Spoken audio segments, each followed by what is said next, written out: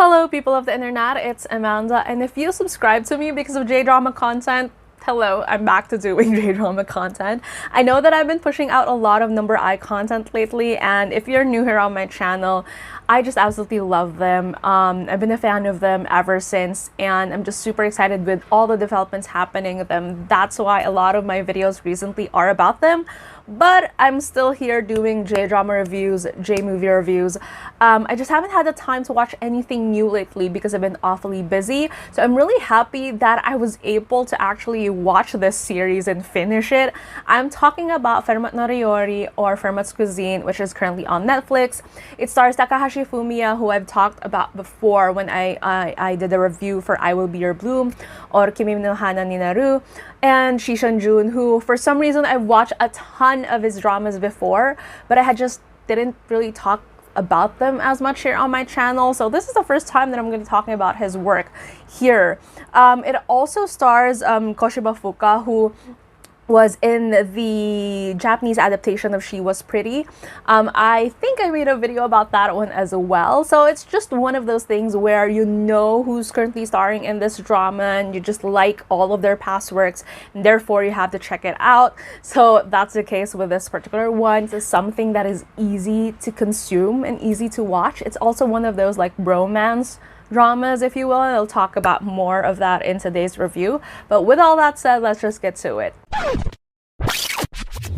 Basically, Fermat No Ryouri is, like, the title is a reference to a famous mathematician, Fermat, who, because the character of Takahashi Fumiya, named Kitada Gaku, is sort of like a math whiz. Like, ever since he was a kid, he loves math. He loves the process of just solving problems and, you know, the numbers and just seeing all these possibilities and calculations. And because of that, he absolutely adores, you know, one of the people that he adores is Fermat, who is responsible for certain developments in terms of calculus and all these things. To be perfectly honest, I couldn't remember him because math isn't exactly my strongest subject when I was studying, but it's quite refreshing seeing it in the context of a drama, you know, them portraying this character who was really in love with mathematics, and it's not just kind of like this nerdy kind of feel, but you kind of, like with Gaku's character, you kind of feel that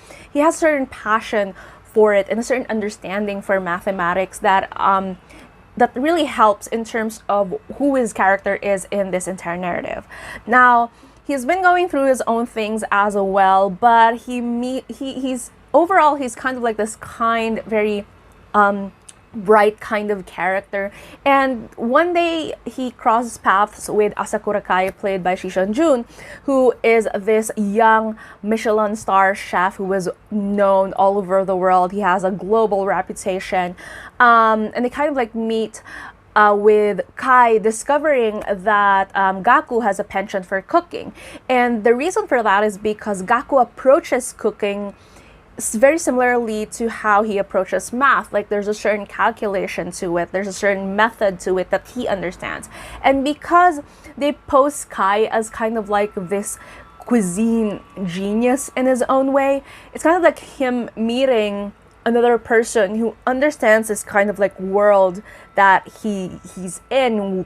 Even if Gaku is coming from a place of, you know, mathematics and Kai coming from a place of culinary excellence, they kind of like have this instant connection, which is mostly where the bromance of the entire narrative comes in. No, it's not BL, it's just bromance.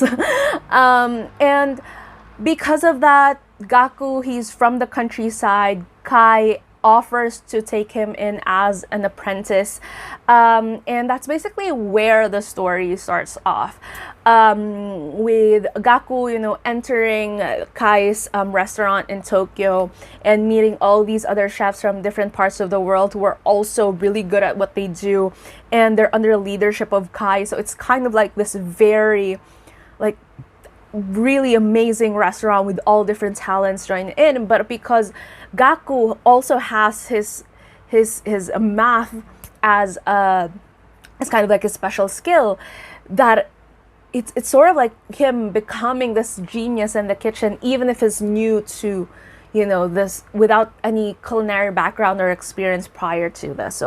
So that's kind of like how the narrative goes. It jumps between different timelines because of certain conflicts that I wouldn't want to spoil. But basically, the entire, like, some of the arcs of this is they covered, how it is when you're someone who is supposed to be excellent or good at your craft. But it also comes with a level of isolation because there's not a lot of people that you can connect with in terms of who you are, what your visions are, and there are certain struggles to that, which I think is very valid. I think a lot of people usually like to think of geniuses or people who really excel at what they do as some sort of like snobs or anything like that. But this drama also kind of like poses this question or whether or not it's really more of this burden of no one tries to, like, whenever they're dismissed, no one tries to like reach out to them and say, but we want to understand you. And I think that's one of the amazing things about this drama, is trying to highlight that no one is really alone or no one is really isolated, no matter how far off they think they have to be in order to pursue something that they really, really want. Another thing that is partially touched on is the discrimination when it comes to the culinary industry. And I think this is very much present in other industries as well, where for some reason, if it's on a domestic standpoint, like for example, within the house, caring for people or cooking or anything like that, and even day-to-day like fashion and beauty, it somewhat falls into the stereotypical female narrative. But when you put it in a formal setting, for some reason, the men are still dominating these types of industries that are focused on, like for example, culinary or even fashion and beauty. The big head or the figureheads for these industries are still men. And it's kind of like interesting, that kind of like dynamic as to why that is, that when you reduce it to something domestic, then therefore people automatically assume that it's something that women has to like deal with and be responsible for. But there's a certain discrimination that goes in it when it comes to a professional setting. And they kind of like tap into this with the character of Rana, who was played by Koshiba Fuka, being a female chef, and even her mom being a chef who inspired her to be a chef. There's kind of like this thing where people immediately assume that certain things when they find out that the chef was female. So, these kinds of things, which is really true and evident in the industry today. They tapped on this. And other things, like for example, people who I think the main relatable thing in this drama is how whenever we are like certain people, when we're young, we think we're good at something, and then eventually we grow into it and realize that we're not exactly geniuses or we're not exactly special. We're just part of this like bigger picture, and there's always going to be someone better than us. And it doesn't necessarily make us a loser or not good enough or anything like that. This drama kind of like reminds us that as well, that even if we're chasing after someone constantly, that's just part of the process, that's just part of life. And I think overall, like with all the dramatics, it's quite interesting that this drama is about cooking. Think of it as a cross between Sherlock and Shokugeki no Soma in a way, because of Gaku connecting mathematics with cooking, but it's not really focused much on cooking. It does focus a lot on, again, these very human struggles of how it is when it comes to feeling isolated because you want to pursue something that you really, really are passionate about, but you can't find anyone who's willing to take the journey with you. And I think that's very beautiful in a way. That's why I like the ending of the drama as well. There's some realizations with these different characters and wherever they went, where pursuing excellence doesn't always necessarily mean this big grandeur of things. Sometimes it's somewhere where you find the most at peace with. And I don't know, I mean, it's something that's very lighthearted in a way. There are some parts of it that I find really funny simply because, it's food, and it's just funny, you know, it's just one of those things where you see it in reality cooking shows or whatever when someone gets really, really mad and so hyped over, like, I don't know, a piece of fish or something like that, and there's something in it that they want to push, and then there's just some people like me, for example, whose taste buds only know like two different things, whether I like something or not, and I just don't have that kind of like refined palette, if you will. But it's just interesting in general to watch a drama about cooking or about being a chef or like the culinary industry without it so much so focusing on that, but in bigger themes that are both individualistic and societal, in terms of like how it is in the industry and how people within a certain industry or a certain mindset meet those kinds of like meet those kinds of struggles or challenges. Another thing that I just generally like about J-dramas, I guess, is if it's not a romance drama, even if there are indications of potential love interests or romantic feelings or whatever in it, it's not going to be the focus of the drama at all. And I think that's the reason why I love J-dramas, is they never stray away from their original narrative, at least most of them,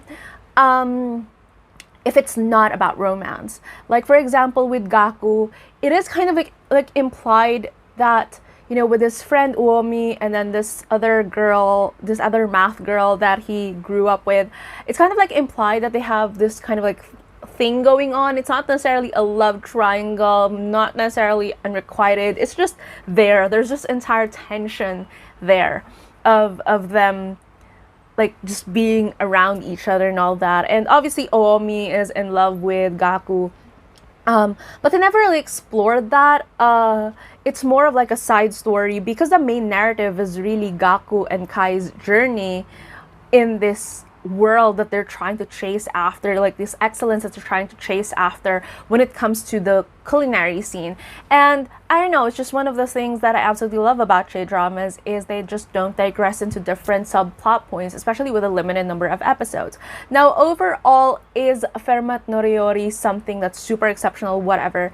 I don't think so. I'm pretty used to J-dramas with these kinds of like narratives of believing in yourself, finding yourself, all these things. It's a general theme, but it does present a really nice, entertaining watch, I guess. And I highly recommend it, especially for those who are just starting out with J-dramas. It's easy to consume. Again, it's not BL, there's just bromance, a lot of like staring and pining at each other a lot and having inspiring conversations, whatever, between two bros. But I think just overall, I love the messaging of this drama. I love how interesting they made the backdrop of it to be, which is a kid who loves math and incorporates that into cooking. I think I absolutely love it, how innovative and creative these ideas are when it comes to J-dramas. It adds an element of excitement or freshness to the narrative that you get to check out. And I know, I just really, really enjoyed this drama a lot, and I'm happy that it's on Netflix. But yeah, so do I recommend it? Absolutely. If you're expecting for, you know, anything other than very dramatic themes or whatever, romance, whatever, it's really not that kind of drama at all. But if it's like a slice of life, dramatic, you know, with touches of comedy here and there, at least for me, some of it is comedic, then I highly suggest that you check it out. Plus, it also helps that Takahashi Fumiya, who always reminds me of a mix between Miura Haruma and Kamikiri Yonosuke, who is also who is easy to look at, as well as Shison Jun. Basically, the cast is also very pretty, so that's also an additional point if you're just looking for something to watch and you would love to like watch really good looking people as well. So yeah, have you seen this drama? Any other recommendations that are currently on Netflix? Let's talk it out in the comments below. If you like this video, please give it a thumbs up, and if you're new to my channel and you would want to hear more from me, please subscribe. Thank you so much for watching this video, and I hope to see you again soon in a new one. Bye!